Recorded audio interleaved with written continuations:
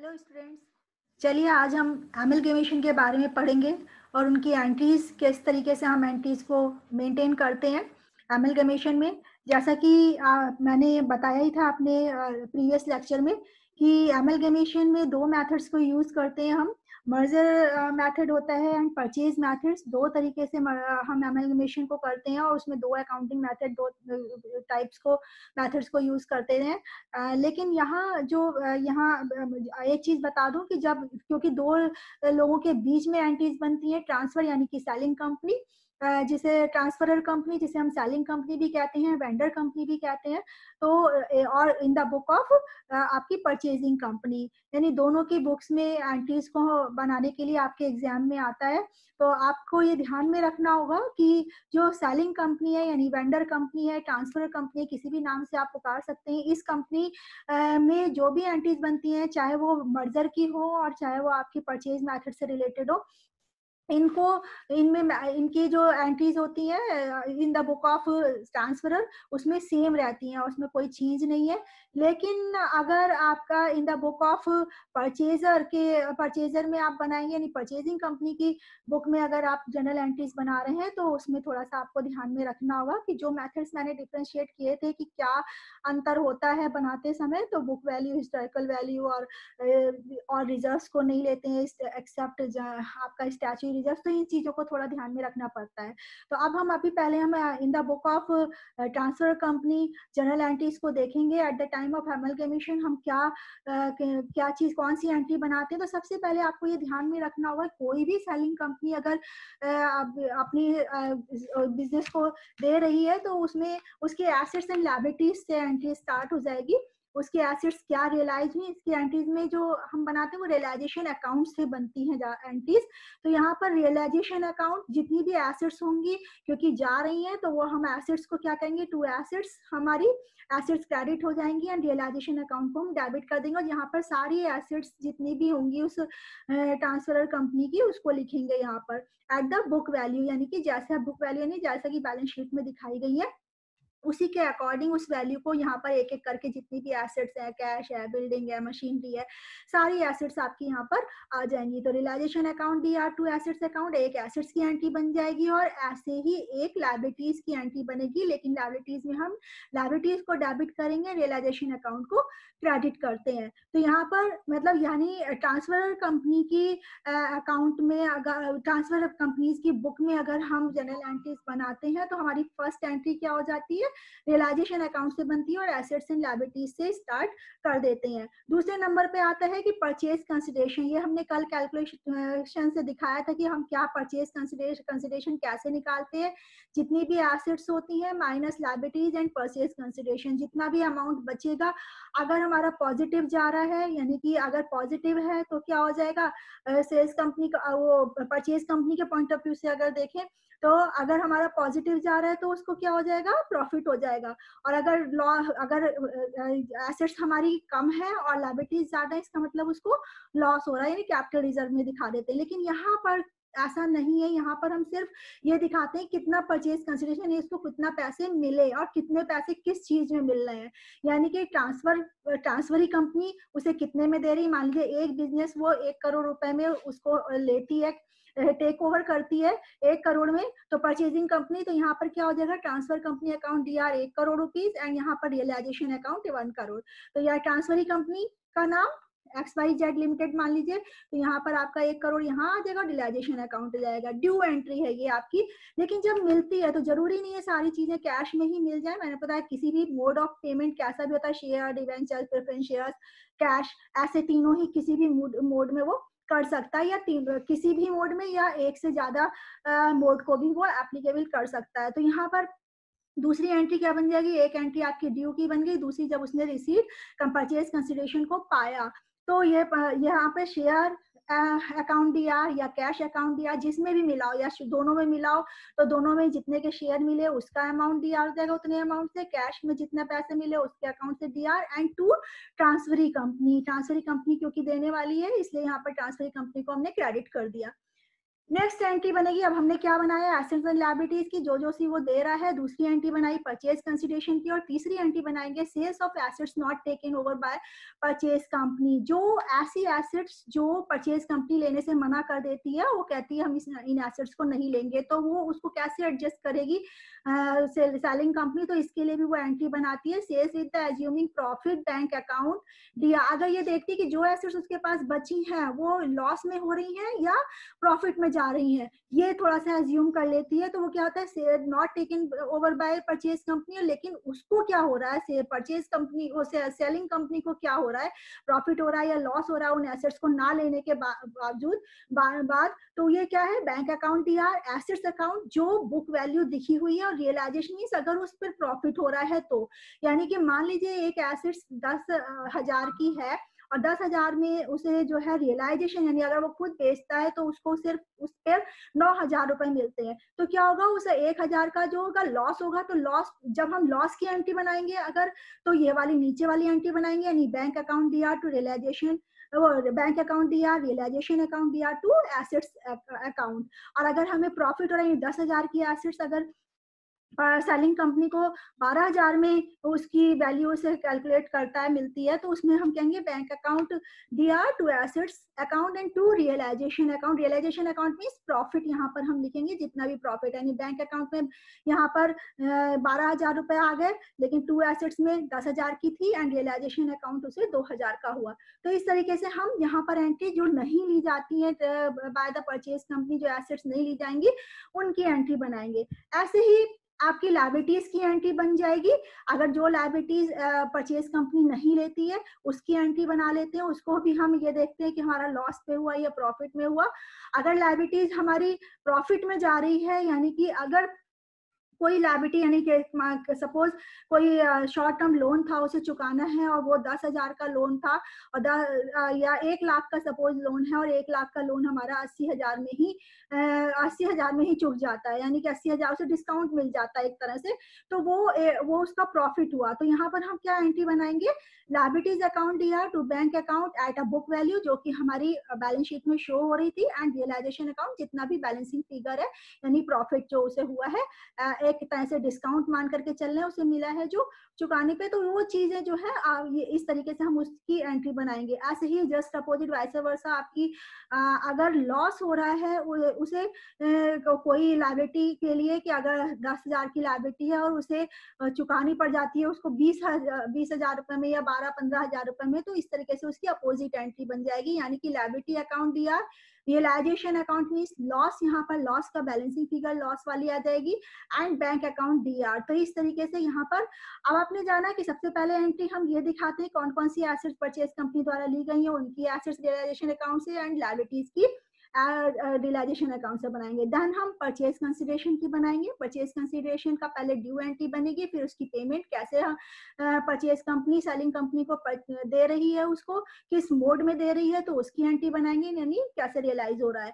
Then आपकी जो taken over assets नहीं है बाय द परचेज कंपनी, उसकी, और not taken over by the purchase company liabilities, उसकी एंट्री बनाते हैं। स्टेप बाय स्टेप याद करेंगे तो अच्छी तरीके से याद हो जाएगा आप लोग को। And realisation expenses, realisation expenses का मतलब कि जो expenses at the time of liquidation, मतलब यानी कि मर्ज करते समय कंपनी को, परचेज कंपनी को, ये सेलिंग कंपनी को बियर करने पड़ते हैं। तो दो तरीके से होता है, या तो सेलिंग कंपनी उनको बियर करती है या परचेज कंपनी बियर करती है, या पहले सेलिंग कंपनी उन पर खर्च कर देती है, उसके बाद वो परचेज कंपनी उस पैसे को चुका देती है। तो इसमें हम तीन तरीके से देख लेते हैं। अगर सेलिंग कंपनी खर्च कर रही है और परचेज कंपनी से ऐसा कुछ भी एग्रीमेंट नहीं हुआ है कि वो चुकाएगी नहीं चुकाएगी, तो उस केस में इनकर ट्रांसफर सेलिंग कंपनी का, अगर एक्सपेंसेस ट्रांसफरर कंपनी के थ्रू यानी सेलिंग कंपनी के द्वारा किए जाते हैं इनकर, तो क्या होगा, realisation account DR to bank account, क्योंकि बैंक अकाउंट खाली हो रहा है, एक्सपेंसेस हो रहे हैं, इसलिए बैंक अकाउंट को हम क्रेडिट करेंगे। तो realisation account DR to bank account. लेकिन और अगर ट्रांसफर कंपनी उसको एक्सपेंसेस को इनकर्ड ना करके ट्रांसफरी कंपनी यानी परचेज कंपनी अगर करती है, तो उसको हम क्या कहेंगे, उसमें कोई एंट्री ट्रांसफरर कंपनी यानी परचेज सेलिंग कंपनी अपनी बुक में नहीं बनाती है। ऐसी तीसरी कंडीशन मैंने ये बताई थी कि अगर सेलिंग कंपनी इनकर्ड तो कर देती है उस समय, लेकिन बाद में परचेज कंपनी उसको चुकाती है, रिम्बर्स कर देती है, तो उस केस में हम क्या कहेंगे, इनकर्ड कंपनी पहले तो वो सेम ऊपर जैसी एंट्री बनाएगी क्योंकि वो खर्च कर ली है, तो ट्रांसफर कंपनी अकाउंट दिया, ट्रांसफरी कंपनी अकाउंट दिया टू बैंक। और यहाँ रियलाइजेशन की जगह ट्रांसफरी कंपनी का नाम लिखेंगे क्योंकि उसने उनकी पहले ही ये हो गया है एग्रीमेंट की इसको पैसे जो भी खर्चा करेगी सेलिंग कंपनी वो ट्रांसफरी कंपनी उसको देगी। तो ये चीज यहाँ पर ट्रांसफर कंपनी अकाउंट, यहाँ पर रियलाइजेशन की जगह फिर हम ट्रांसफरी कंपनी अकाउंट दिया टू बैंक अकाउंट। और जब उसे मिल जाता है पैसा ट्रांसफरी कंपनी से, तब क्या करेगी, अपोजिट एंट्री बन जाएगी, बैंक अकाउंट दिया टू ट्रांसफरी कंपनी। तो इस तरीके से एक्सपेंसेस के भी खर्च हो गया। दूसरा आता है amount due to equity share holders. अब ये आता है कि जब उसे सारे पैसे मिल गए, एक्सपेंसेस उसने देख लिए कितने हो रहे हैं और कहाँ से मिलने हैं नहीं मिलने, इन सब का डिसाइड करने के बाद वो देखती है जो उसे पैसा मिला वो इक्विटी शेयर होल्डर्स को डिवाइड करती है, जो उसके कंपनी के लोग हैं, तो उनको इक्विटी शेयर होल्डर्स हैं, तो उनको कैसे डिवाइड कर, उस समय क्या एंट्री बनेगी, transfer of share capital and reserves. जो उसके बैलेंस शीट में कैपिटल वो रिजर्व्स हैं वो, और जो शेयर कैपिटल है, शेयर होल्डर्स को बांटते समय क्या एंट्री बनेगी, equity share capital account DR, reserves account DR and to share holders. जितने भी शेयर होल्डर्स हैं वो शेयर होल्डर्स को दे देगी, इक्विटी शेयर कैपिटल और रिजर्व्स उनको ट्रांसफर करेगी। And transfer of balance of realisation account of, क्या कहते हैं कि अगर प्रॉफिट हो रहा होता है, यानी कि अगर परचेज कंपनी को परचेज कह रहे हैं, सेलिंग कंपनी को अगर प्रॉफिट हो रहा है, यानी कि अगर सारी एसेट्स लायबिलिटीज देने के बाद अगर परचेज कंपनी 24 लाख का दाम लगाती है, उसको खरीदती है, टेक ओवर करती है 24 लाख में, और सपोज उसकी एसेट्स लायबिलिटीज सब ले दे करके उसको 20 लाख 20 लाख ही उसे देने पड़ते हैं, यानी 20 लाख में ही उसे सब लगता है कि मेरी जो कंपनी की जो प्रॉफिट है वो जो उसका मूल्य है वो एक तरह से 20 लाख ही है, तो उसे 4 लाख का प्रॉफिट हो जाता है। तो इस तरीके का जो प्रॉफिट है उसको जो कंसीडर करती है, उसको उस समय वो एंट्री क्या बनाती है, realisation account to share holders account. उस प्रॉफिट को भी वो क्या करती है, बांटती है शेयर होल्डर्स के बीच में। तो उस समय एंट्री क्या बनाएगी, रियलाइजेशन अकाउंट दिया, यानी प्रॉफिट जो होगा, and to share holders account, और शेयर होल्डर्स के अकाउंट में उसे ट्रांसफर कर देती है। अगर लॉस होता है तो वही अपोजिट हो जाता है, शेयर होल्डर अकाउंट दिया टू रियलाइजेशन अकाउंट।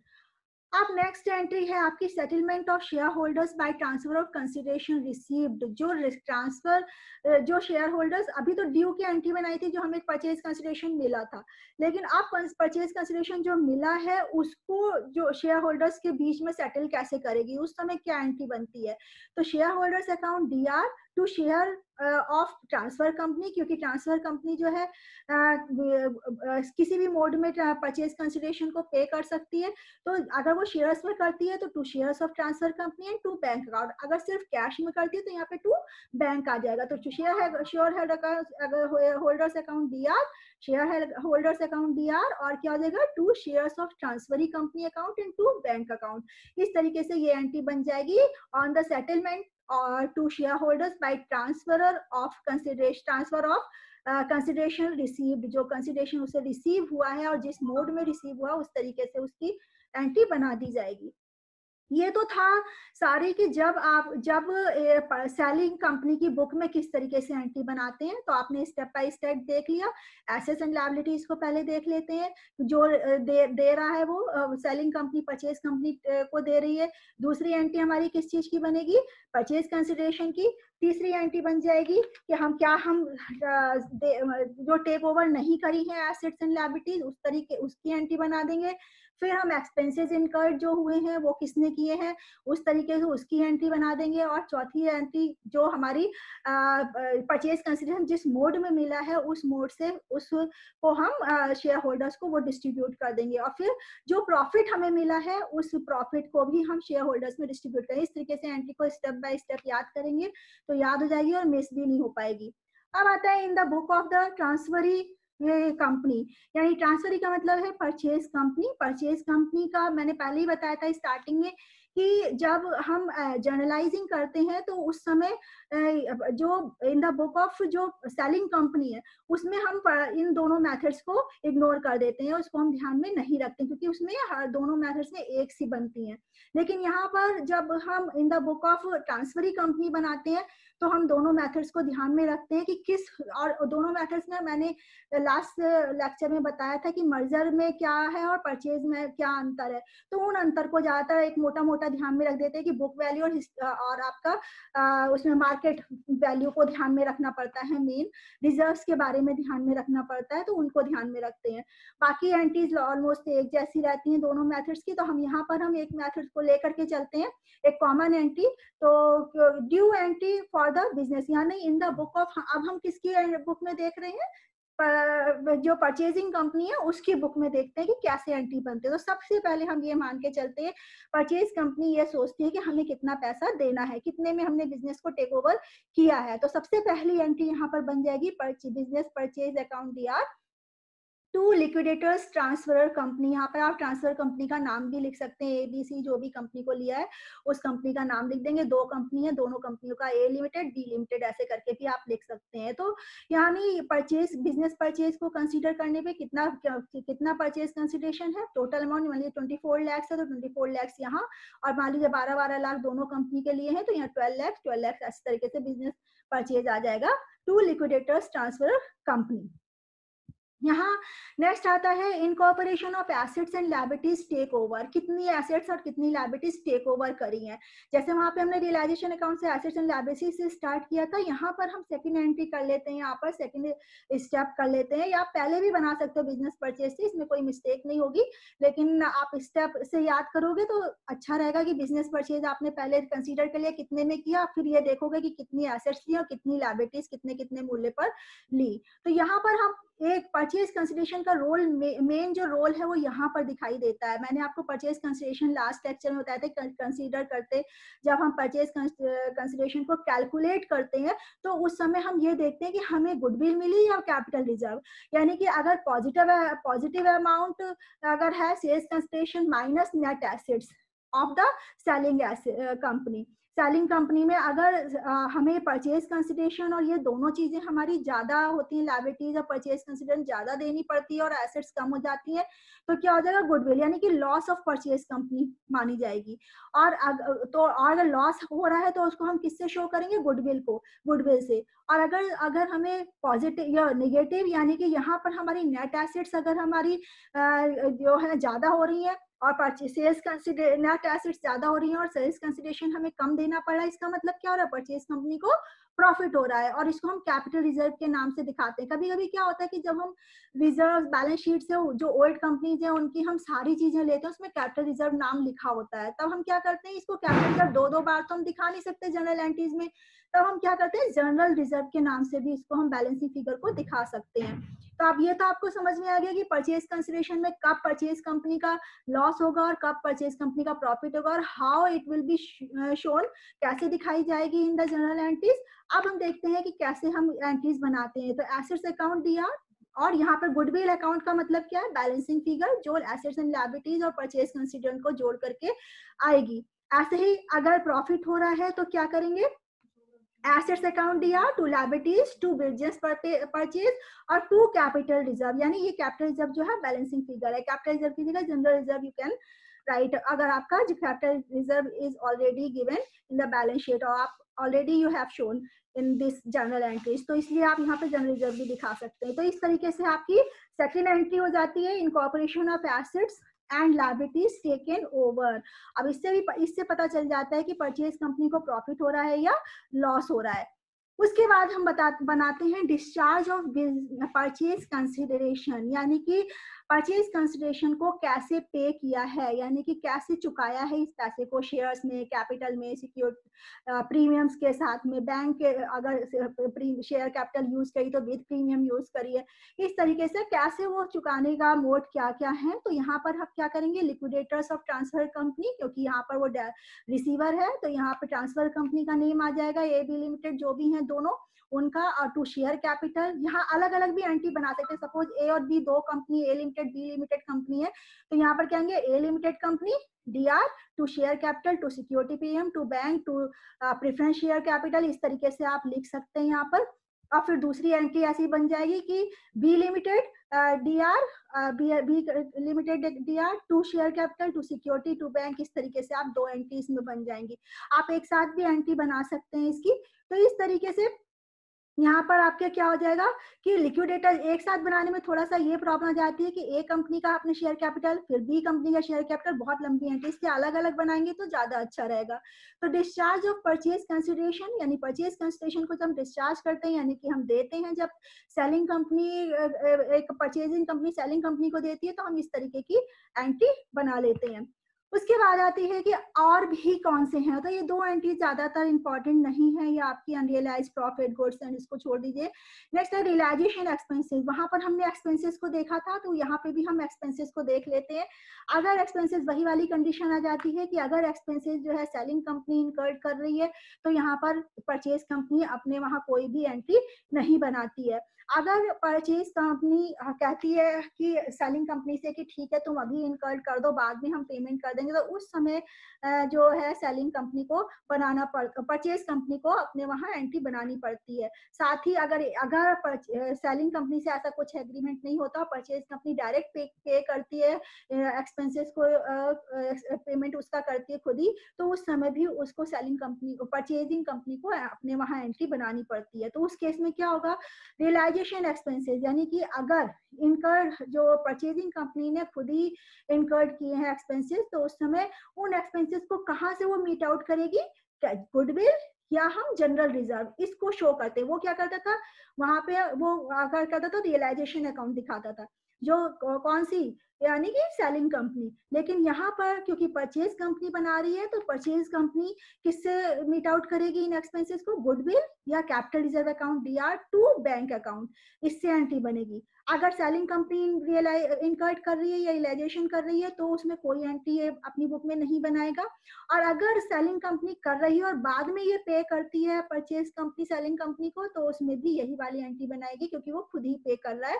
तो गुडविल और capital account, capital reserve account DR और टू बैंक अकाउंट, इस तरीके से हम एंट्रीज को ध्यान में रखते हैं।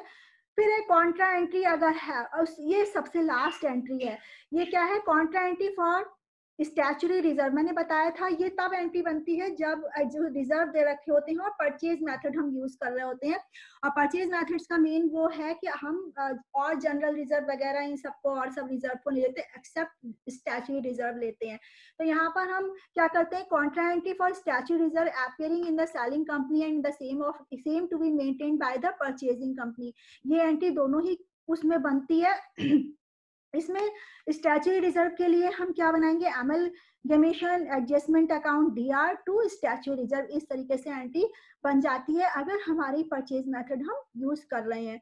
तो इस तरीके से आपके जो इन द बुक ऑफ, अगर हम ये देखते हैं in the book of purchasing company, तो वहां पे आपकी एंट्री बहुत ज्यादा अच्छी तरीके से इजी है, आप याद कर सकते हैं। अगर सेलिंग कंपनी की भी याद है और परचेजिंग कंपनी की भी, तो सेलिंग कंपनी में भी सबसे पहले हम परचेज कंसिडरेशन देखते हैं कि परचेज कितने में खरीदी, उसके बाद कितनी एसेट्स और कितनी लायबिलिटीज ली, उससे हम प्रॉफिट एंड लॉस को पता कर लेते हैं कि गुडविल हुआ या कैपिटल रिजर्व में आई है। उसके बाद हमारा पेमेंट मोड क्या रहा ये देख लेते हैं, पेमेंट मोड क्या रहा। उसके बाद हम क्या देखते हैं कि जो हमारी मतलब सबसे पहले हमने परचेज कंसिडरेशन देखा, उसके बाद हम assets and liabilities, profit and loss देख लिया कि क्या हमें गुडविल हुई, कैपिटल रिजर्व। फिर हम कैसे हम पेमेंट मोड करते हैं, जो मैं बता रही थी कि क्या सेलिंग कंपनी ने, जो परचेज कंपनी है सेलिंग कंपनी को किस तरीके से पेड कर रही है।